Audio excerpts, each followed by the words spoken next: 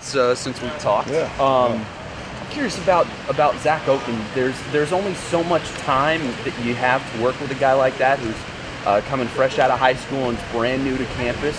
At this point, sort of that midway point, how's he performing? I see the light going on. Zach's done a heck of a job. We've thrown a ton at him, not only from an X and O standpoint, but from a technique standpoint, from the way we practice here, conditioning, all those kind of things. So he's had a mountainous things going on. But I see the light switch slowly going on. I see some improvement every day out here, which is all I can ask for at this point in time in his career.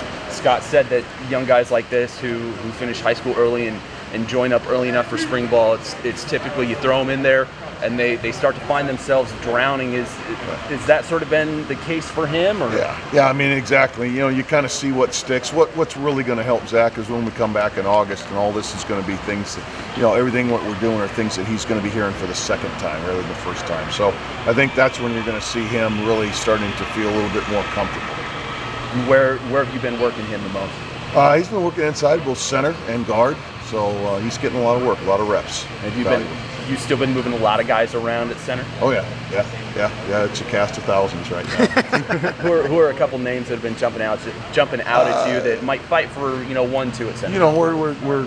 We're looking at Matt Pearson there. We're looking at Jake Pisarcik there. Zach's obviously taking snaps. Cameron Hunt's taking snaps there.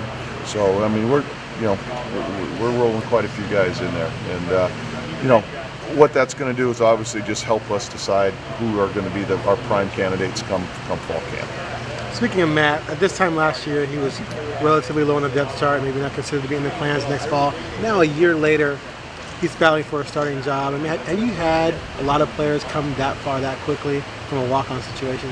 I've had a few over the course of my career, but I think it's a testament to Matt, that the way he's worked and trained and earned the confidence and trust of not only the coaching staff but his peers, his teammates. So I see himself, he's carrying himself in a different light right now too, because he's a guy that has been out there on the field improving, to not only himself but everybody else around him. How much fun is it for you as a coach to watch a guy like that grow like that? It's neat. That's why you do this. You love to see kids develop, and I wish at times coaching could be more just about that. Unfortunately, it's not. It's boils down to the wins and losses. But just watching them develop, day in and day out, year in and year out, is what kind of drives me.